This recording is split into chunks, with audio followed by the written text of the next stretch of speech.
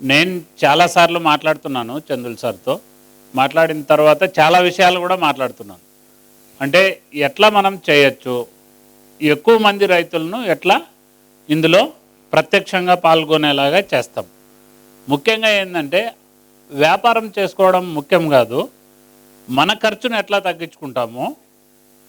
ఇప్పుడు దేశానికి ప్రపంచానికి అన్నం పెడుతున్న రైతులు అందరూ ఆరోగ్యం చూస్తున్నారు అనేదానికంటే మనం రైతుల ఆరోగ్యం చూసే అవకాశం మనకు దొరికింది. మన అందరం కూడా వాళ్ళు ఎట్లాంటి పంటలు పండించాలి, ఏదైనా ఒక విషయాన్ని వాళ్ళు బాగా తీసుకోగలిగితే, బాగా అర్థం చేసుకోగలిగితే, ఆచరించగలిగితే ఆ విషయం వాళ్లకు చాలా వరకు వాళ్ళ ఇంట్లోకి వాళ్ళ ప్లేట్లోకి వెళ్తుంది. ఎప్పుడైతే వాళ్ళ ఇంట్లోకి వాళ్ళ ప్లేట్లోకి వెళ్తుందో వాళ్ళు దాన్ని బాగా గట్టిగా నమ్మితే అప్పుడు వాళ్ళకున్న పొలం అంతా ఆ పంట పెడతారు. వాళ్ళకున్న పొలం అంతా ఆ పంట పెట్టి ఆ ఉత్పత్తులు వస్తే ప్రపంచంలో వేరే ఉత్పత్తులు ఎట్లా దొరుకుతాయి? ప్రపంచంలో వేరే ఉత్పత్తులకు తావే లేదు. రైతు స్వతహాగా నమ్మి పండించి ఆస్వాదించి ఆరోగ్యం పొందిన రోజు రైతే ఆ పంటను కృతనిశ్చయంగా పెట్టినప్పుడు వేరే పంటకు వేరే రకరకాల గింజలకు తావే లేదు. అప్పుడు మనం మీరు ఆ పంట పెట్టండి ఈ పంట పెట్టండి అనాల్సిన అవసరం లేదు. తను నమ్మిన సిద్ధాంతాన్ని తను ఆచరిస్తాడు. రైతు స్వతంత్రుడు, తను ఏ పంట ఇష్టమైతే అది పెడతాడు. అది ఆయన ఆరోగ్యం, ఆయన కుటుంబ ఆరోగ్యం చూసుకున్న రోజు దేశం ఆరోగ్యం చూడడం జరుగుతుంది అని ఒకే ఒక గట్టి నమ్మకం. ఆ నమ్మకంతోనే లాస్ట్ సంవత్సరం మనం 156 మంది రైతులు రిజిస్ట్రేషన్ చేసుకున్నారు. వాళ్ళల్లో ఇంటికి ఎత్తకపోతానే మళ్ళీ నాకు చెప్పింది ఏంటంటే, అర్ధ కేజీ గింజలు ఇచ్చినారు, ఇవి రిజిస్ట్రేషన్ చేసుకున్నారు. ఎంత 30 కేజీలు విత్తనాలు వేస్తేనే 30 కేజీలు గింజలు విత్తనాలు వేస్తేనే మనము ఎకరానికి పంట పెడుతుండేకి సరిపోయింది. అర్ధ కేజీ విత్తనాలు ఇచ్చి ఎన్ని ఎకరాలు వేపిస్తారు? ఏదో మీటింగ్లో భాగంగా చేసేశారు తప్ప దీంతో పెద్దగా లాభాలు వస్తాయి అన్నది లేదు అన్నది చెప్తే చాలామంది రైతులు అంటే ఒకే ఒక నమ్మకంతో మనల్ని పిలిచినారు. వాళ్ళు చాలా వరకు చెప్తున్నారు. వాసన సంస్థ కానీ వాసన సంస్థతో కలిసి పనిచేసే సంస్థలు కానీ ఎంతో కొంత నమ్మకం ఉండగా 2-3 రైతులు మళ్ళీ కలుపుకున్నారు.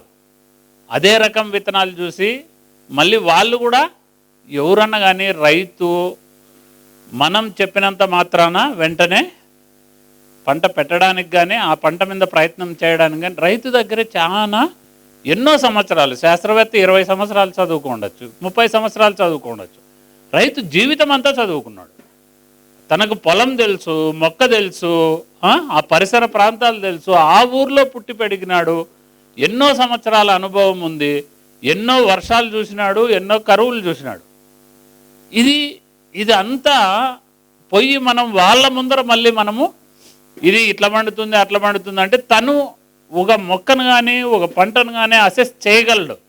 మనం చెప్పిన వెంటనే ఖచ్చితంగా అది ఈ మాటలు తను గ్రహించి దాన్ని మననం చేసుకొని దాని నుంచి బాగా ఎంతవరకు మనం చెప్పేది మీరు ఎక్కడన్నా చూడండి, రైతులు ఎవరన్నా వచ్చి చెప్తే ఒకే ఒక్క వింటారు అంటే రైతులు. ఎందుకంటే వాళ్ళు వింటారు, అవసరం అయితేనే తీసుకుంటారు, వాళ్ళు నమ్మితేనే తీసుకుంటారు, వాళ్ళకు నమ్మకం దొరికితేనే తీసుకుంటారు, లేకపోతే అన్నీ తీసుకోరు. కాబట్టి మళ్ళీ వాళ్ళు 2-3 రైతులు విత్తనాలను ఒకరే కలుపుకొని పంట వేశారు.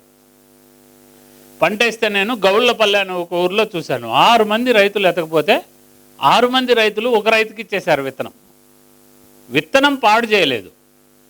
వాళ్ళు రిజిస్ట్రేషన్ ఫీజు కట్టి వాళ్ళ ఊర్లో చెప్పిన మాటలకు 6 మందిది ఒక రైతుకు విత్తనం ఇచ్చేశారు. విత్తనం ఇచ్చేస్తే ఇదే నవారా విత్తనం ఇచ్చేస్తే ఒకరే వేశారు. 6 మంది పంట అయిన తర్వాత మళ్ళీ నేను వాళ్ళ పరిస్థితి మధ్యలో 2 సార్లు వెళ్ళాను ఆ ఊరికి. వెళ్ళిన తర్వాత 6 మందిని మళ్ళీ పిలిపించాను.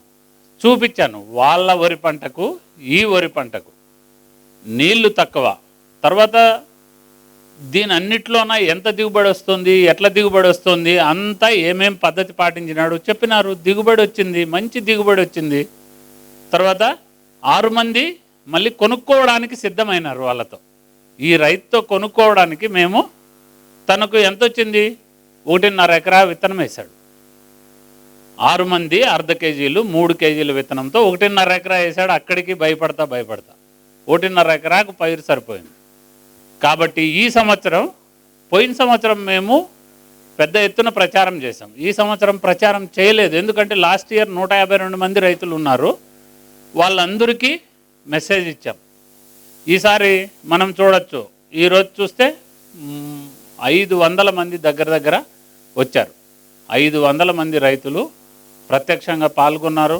తర్వాత వాళ్ళు ఎవరే కానీ 2 గంటల మామూలు మీటింగుల్లో అయితే 1:30కు భోజనానికి లేయాలి, భోజనము అనే శబ్దాలు వినపడతాయి. కానీ ఈరోజు 2:15 అయింది. ఎవరు శ్రీనివాస్ సార్ కూడా 2 సార్లు టైం చూపించాడు. శ్రీనివాసరెడ్డి సార్ నాకు 2 సార్లు చూపించాడు, టైం అవుతోంది, మనము 2:15 అవుతోంది కదా అని. కానీ రైతులు ఎవరు కూడా ఆ భోజనానికి దానికి లేవలేదు, కానీ శ్రద్ధగా విన్నారు. ఈ సంవత్సరము మంచి ఫలితాలు వస్తాయని ఆశిస్తున్నాము.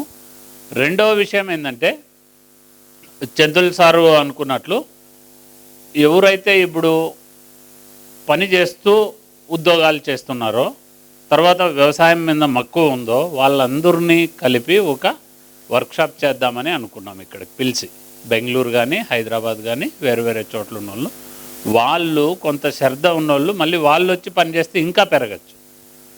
తర్వాత ఇప్పుడు మహిళా సంఘాలతో పనిచేస్తున్నాం. మహిళా సంఘాలలో పోయి పనిచేస్తే ఇప్పుడు మహిళా రైతులు చాలా ఉత్సాహంగా ముందుకు రావచ్చు.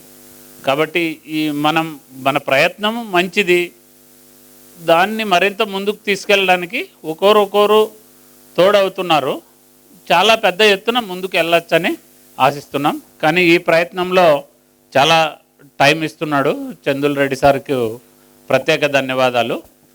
తర్వాత అట్లనే ఎంత ప్రయత్నం చేసినా Srinivasa Reddy sir back to roots నుంచి మనం ఏదైతే మొదలుపెట్టి ముందుకు తీసుకెళ్ళాలనుకుంటున్నామో దాన్ని నేను పోయినసారి చూశాను, చిన్నగా అంటే ఎక్కువసేపు కాకుండా 2 నిమిషాలు 3 నిమిషాలు తర్వాత 5 నిమిషాలు ఆ చర్చ జరిగిన విధానాన్ని బట్టి చాలా సమయాన్ని వెచ్చించి వాళ్ళు దాన్ని ఒక వారం 10 రోజుల్లోనే మనకు అన్ని చాలా ఇచ్చాడు. చాలా వాటి రైతులకు కూడా గ్రూపుల్లో మీటింగుల్లో కూడా మేము డిస్ప్లే చేసాం సార్. వాళ్ళకు డిస్ప్లే చేసి ఇక్కడ మీటింగ్ జరిగితే టీవీలో ప్రత్యేకంగా చూపించి వాళ్ళకు లింక్ షేర్ చేసి మీరు చూడండి ఇందులో అని లింక్ షేర్ చేసి వాళ్ళు చేస్తే వాళ్ళు కూడా మళ్ళీ ప్రత్యేకంగా వాళ్ళకు సంబంధించిన గ్రూపుల్లో కూడా షేర్ చేసి నాకు ఇన్ఫర్మేషన్ ఇచ్చారు. అయితే చాలా వరకు దాని ఫలితమే మనం ఇక్కడ రైతు అంగడి అని ఏర్పాటు చేసాం. వాళ్ళు అన్నారంటే మీరు చాలా విషయాలు చెప్తున్నారు, చాలా చూస్తున్నారు, మాకు ఏదైనా ఒక పాయింట్లో ఆ వస్తువు దొరుకుతుంది అన్నది ఉంటే బాగుంటుంది అని వచ్చిన రెస్పాన్స్ని బట్టి మనం కదిర్లో రైతు అంగడి అనే ఒక నినాదంతో అక్కడ ఏర్పాటు చేసాం. ఇప్పుడు అక్కడ ఒక 18 రకాల వరి బియ్యాలు, తర్వాత అలసందలు, దేశీయ అలసందలు ఒక 5-6 రకాలు, రాగులు ఒక 4-5 రకాలు, సద్దలు, జొన్నలు, తర్వాత అన్ని రకాల చిరుధాన్యాలు, నూనెలు, పప్పు దినుసులు, తర్వాత మహిళా సంఘాలు, రైతు సంఘాలు చేసుకుంటున్న అన్ని రకాల ఉత్పత్తులు కూడా మనం ఒక చోటకి తీసుకొచ్చాం. ఈరోజు 150 రకాల రైతు ఉత్పత్తులు, అక్కడ ఏది బ్రాండెడ్ కంపెనీ తయారు చేసినవి కాదు, రైతు ఉత్పత్తులు మాత్రం అక్కడ మనము ఏర్పాటు చేసాం. తర్వాత దేశీయ ఆవు పాలు, బర్రెపాలు, ఏదైతే మనం జెర్సీ అనుకుంటున్నామో అవి కాకుండా ఉన్నవి, వాటి నెయ్యి, పాలు, పెరుగు, తర్వాత ఇవన్నీ కూడా అక్కడ అందుబాటులో పెడుతున్నాం అన్నమాట. అవసరమైతే అక్కడ ఎవరన్నా ఇండెంట్ ఇస్తే కషాయాలు, అమృతాలు, అస్త్రాలు కూడా అక్కడ వాళ్ళకు మన దగ్గర ఉన్న బీఆర్సీ సెంటర్ల నుంచి అక్కడికి సప్లై చేస్తున్నాం. అవి కూడా కదిరి కేకే హాస్పిటల్ పక్కన. నాకు చాలామంది చెప్పారు ఒక గత 4-5 రోజుల ముందు, ఇంతకుముందు కేకే హాస్పిటల్ అడ్రస్ అని మనం చెప్పుకునే వాళ్ళము, ఇప్పుడు రైతంగడి అడ్రస్ రైతంగడి పక్కన కేకే హాస్పిటల్ అని చెప్తున్నారని చెప్పారనమాట. అంటే అంత పేరు ఎక్కడ చెప్పినా రైతంగడి అంటే, రైతంగడి అనేది అంటే వచ్చే 5-6 సంవత్సరాల్లో రైతంగడి కదిర్లో ఒక లొకేషన్ పాయింట్ అవుతుందన్నమాట. అట్లాంటి మంచి పేరు కూడా అందరు రైతులు కూడా వస్తున్నారు, చూస్తున్నారు ఉత్పత్తులు పెట్టడానికి. అక్కడ ధర కూడా రైతే నిర్ణయించుకోవచ్చు అనమాట. నా బియ్యం ఉన్నాయి నా దగ్గర, నేను 80 రూపాయలకి, ఇది వరకు రవి అని ఒక రైతు లాస్ట్ సీజన్లో తీసుకున్నాడు అమడగూరు నుంచి. ఆయన నాకు చెప్పాడు, సార్ నా బియ్యం నేను 80 రూపాయలతో అమ్ముతాను, రైతాంగంలో పెడతాను, ఎవరన్నా కొనుక్కొని నా బియ్యాన్ని 80 రూపాయలతో అమ్మండి, రైతాంగడికి నేను కేజీకి 5 రూపాయలు కమిషన్ ఇస్తాను. అంటే పెట్టుబడి లేకుండా రైతులు ధర నిర్ణయించి అక్కడ పెట్టుకోవచ్చు. అక్కడ పెడితే ఏమవుతుందంటే ఎన్ని రోజులకు అమ్ముడుపోతే ఒక 75% అమ్ముడుపోయినాయనుకోండి, రైతుకు మొత్తం డబ్బులు ఇచ్చేయచ్చు, ఫ్లో వస్తుంది. రైతు కమిషన్కు, తరుగులు, తర్వాత పెట్టుబడిదారులు ఇచ్చినప్పుడు తీసుకోవడము అదంతా కాకుండా ధర నిర్ణయించుకొని పెట్టుకునేటట్లు ఆ రైతాంగడి ఉపయోగపడుతుంది. ముఖ్యంగా ఏంటంటే ప్రతి రైతు సంఘానికి కానీ ప్రతి వ్యవస్థకు కానీ ఒక అవుట్లెట్ ఉండాలి. అవుట్లెట్ ఉంటే వాళ్ళ ధర వాళ్ళు నిర్ణయించుకొని చెప్పచ్చు. అప్పుడు వాళ్ళ ఉత్పత్తులన్నీ కూడా ఒక చోట దొరుకుతాయి కాబట్టి అప్పుడు నమ్మకం వస్తుంది, ఇది రైతులది. కానీ మనం అక్కడ ఏవి రైతుల దగ్గర నుంచి కాకుండా వేరే దగ్గర నుంచి తెచ్చి అమ్మడం నమ్మకం పోగొట్టుకోకూడదు. నమ్మకం పోగొట్టుకోకుండా నమ్మకం కలిగిస్తే ఎన్ని రోజులైనా ఉంటుంది. మరిన్ని అప్డేట్స్ కోసం